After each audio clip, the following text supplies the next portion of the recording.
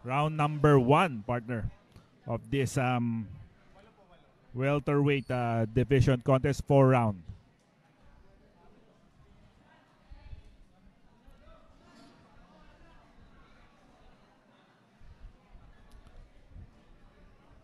Dowell is trying to flick his jab. Nice combination by Dowell.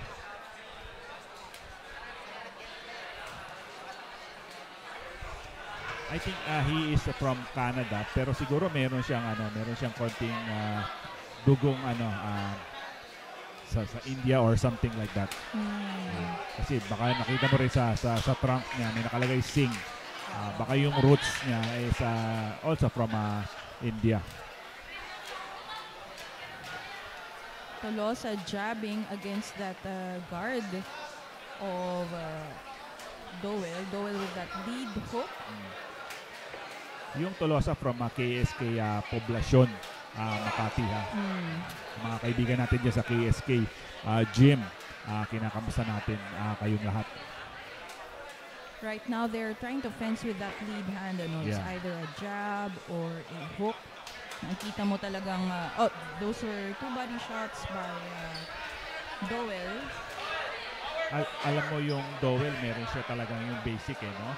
So siguro medyo matagal-tagal na rin ito nag-ensayo sa Peñalosa gym. And alam naman natin si Coach Jonathan ang namumuno sa gym na yan. Yes, partner. Ito naman si Eric Tolosa, very judicious with the jab. He's jabbing, he's hooking, he's trying to set a trap for Dowell for openings, so that he can slip that right hand. Nice right to the temple for Tolosa.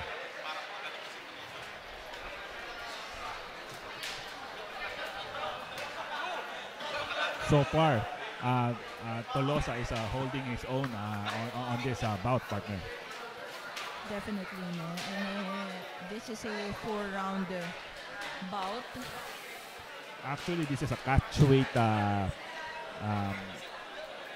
pounds, 145 pounds. A little bit 2 pounds less from the welterweight limit.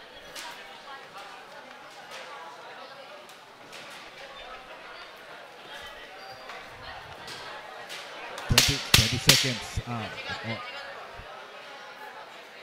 10 seconds of this round number 1. There you go. That lead hand of Dowell is gaining more success at the end of that at the end of the round, Both of the fighters are holding his own doon sa round number 1. Yung nagtatanong po sa mga female fight natin, at after this meron pang isa, tapos yung si Ronalyn Casco na against Fritchel Permato.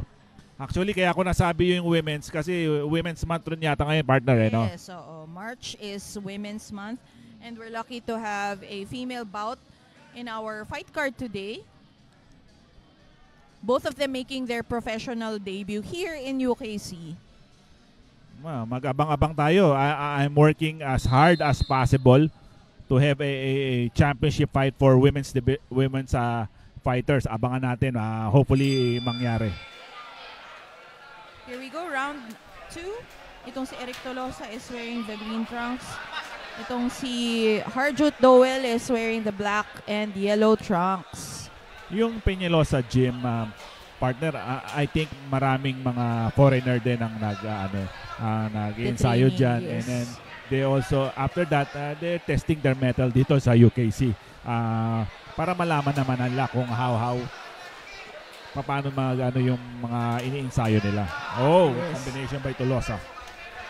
Tolosa trying to lead with that jab. He's trying to move Dowell to where his punch is gonna land. Ito namang si Dowell was aggressive at the beginning of the round, pero now he's more defensive. Sabi ni Jean, happy birthday daw sa'yo. Ay, maraming salamat. Sa lahat ng babati kay Ma'am Rica, batiin nyo lang daw siya ng batiin. Malamay magbigay siya ng papremyo mamaya. Naku, baka si Ninong Alvin yun. Oo. Ang papremyo ko sa inyo ay ang aking pagkakaibigan. Yes, Dahil tayo tama. magkakaibigan lahat dito. An aggressive Eric Tolosa trying to pin down Dowell towards the ropes. There you have it. When Dowell commits to a counter punch, it poses a threat against an aggressive Eric Tolosa. Wow, shout out Mark Anthony Bariga from Canada. Totoo ba, Besh? Nasa Canada ka na? Charot! Ang bilis ng pangyayari. Nung isang araw, nandito ka lang.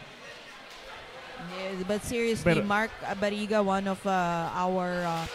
kumbaga, pag dumating ang panahon, isa siya sa mga pangalang maaalala natin bilang isa sa pinakamagagaling na boxer na Pilipino. Pero ako'y natutuwa kasi nung February 25 tayo yung nakita-kita ni Mark Anthony Bariga. At ako'y masaya-masaya dahil ako'y kilala pa niya. Oo naman. Yan si Mark Bariga. Hindi nakakalimot. At hindi kagaya ng mga ibang boxer na nakasama mo rin ng matagal, hindi ka nakilala ngayon.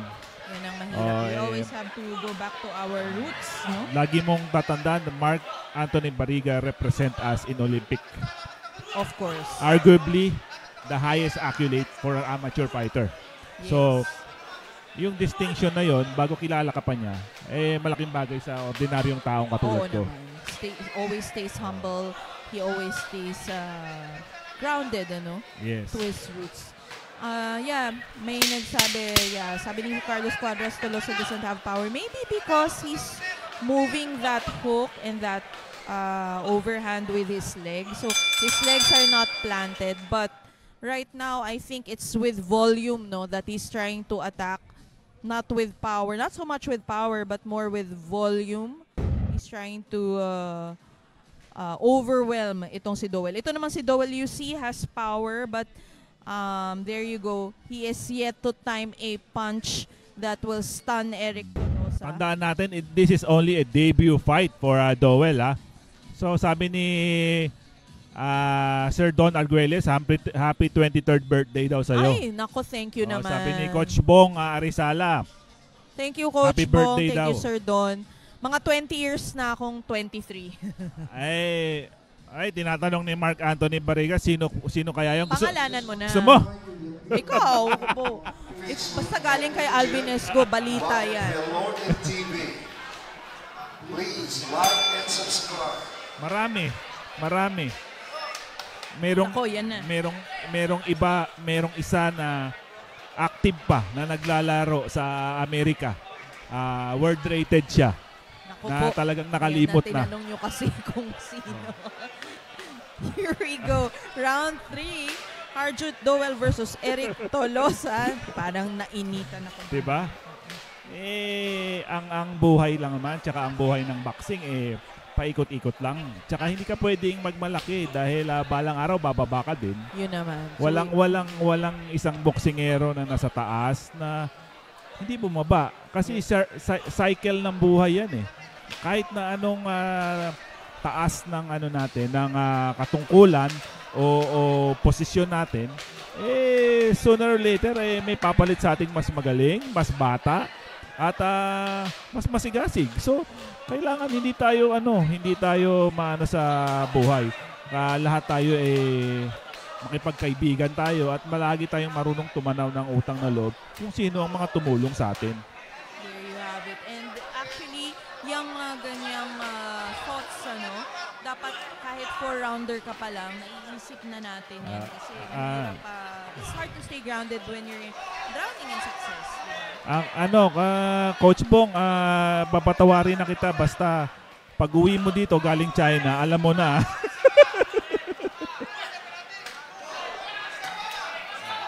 Pedro Taduran, the IBF minimum weight mandatory challenger.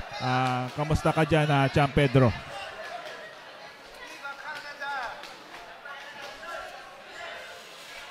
This is round number 3 of a scheduled 4-round fight between Dowell of Canada against Eric Tolosa of the Philippines. Hi, Raymart, the Cebuano assassin, taga Cano. See you soon. Shout out, see you soon and good luck. arguably the biggest fight of the career of the Cebuano assassin Raymart Kabacanaw on March 8, partner. Kumong Bulanan 14, he will be battling an Indonesian fighter who is a former champion din. Abangan natin yan. Masusungkit ba ni Raymart Tagakanaw ang WBA Asia Super Flyweight belt? Manood kayo live dyan sa Tagbilaran City. At saka tayo ang commentator niyan on March 8. Natawa ako naman sa comment ni Sir ni Referee Saldi. Kita. Alam mo, alam mo, Coach Saldi, huwag mo itanong kung saan. tawa ko doon. Pero kanina you just saw a huge left shot landed by Tolosa right now. Parang nawala si Mark Anthony Barriga. Nawala. Baka mayroon ka pang gustong itanong, sasagutin ko talaga. Owen Masangkay Rosales, shout out. Chapito Rivera, Jong Alsal. Ito na yung some of the highlights of the previous round. Let's look at the replay. Yes. Charlie Rivera, shout out kay Angelito Merin from Pinoy Combat Sports Boxing Gym. Partner, kasi female boxing month ba ngayong buwan na to, babatiin ko kayo at lahat ng mga mandirigmang boksinger or MMA fighter na babae dahil itong buwan na to ay buwan ninyo. Thank you so much, partner, and sa mga kapwa kong kababaihan, Happy Women's Month. Yes, Carlos Cuadras, yung work rate ni Tolosa and also his ability to defend and counter, like the shot that stunned Dowell was a slip counter or a duck under and then counter with that left, Partner, iniimbita tayo ni Pedro Tadoran sa kanyang binyag ng kanyang thank you anak so much. sa Laguna. Malapit sa amin yan. Malapit yan sa iyo, partner. Nako, congratulations kay Champ Pedro sa kanyang napakagandang pamilya, napakabuting may bahay. Isa si Pedro Tadoran, partner ni Barriga. Tatapusin ko.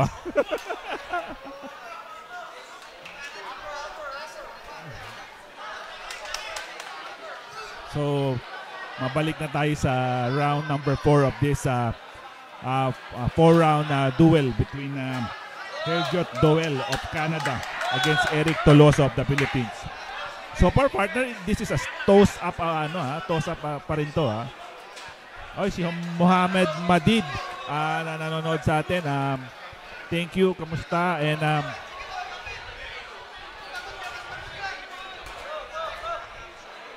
Harry Omak, good luck sa Team Ilorde.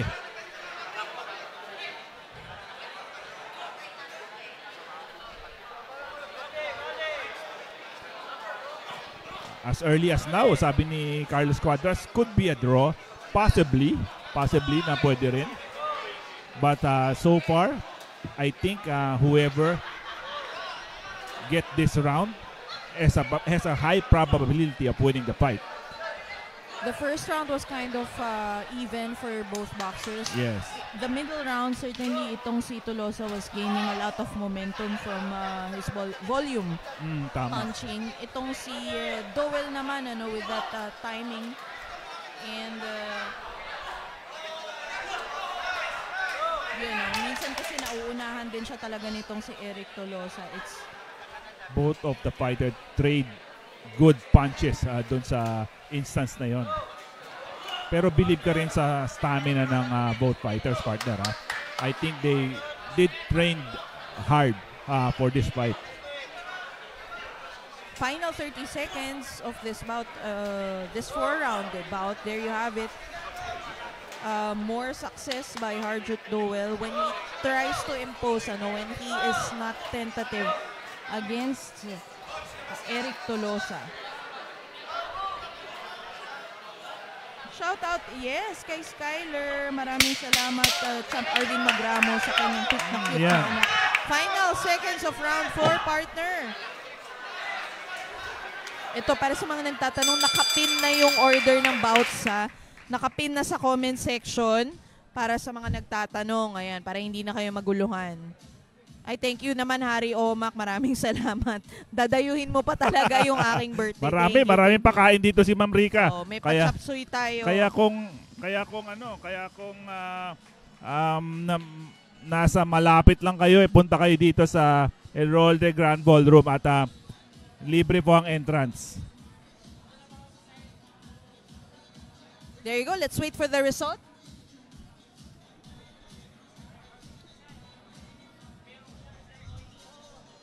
Jonathan Francisco, shoutout from Phuket, Thailand. Thank you for watching.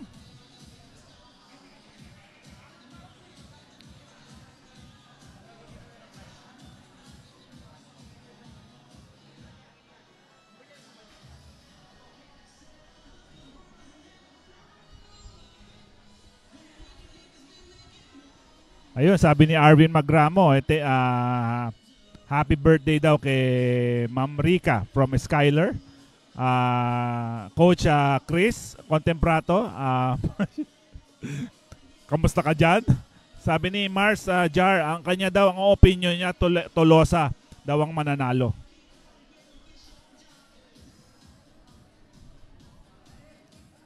Again, continue to like and share this event given to you by Elorde TV.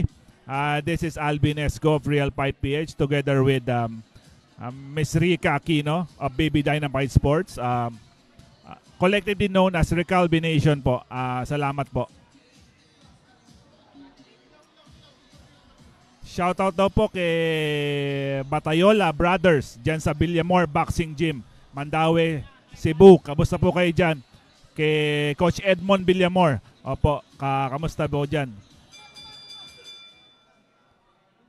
Aabot po. Ang chapsuy po aabot. Basta... Well, ladies and gentlemen, here are the scores of the 3 judges after 4 rounds of boxing. Alvin Jacoso scores about 39-37. Hilco scores about 39-37. And Tony Cormier scores it 40-36. All to the winner by unanimous decision, Eric Tolosa.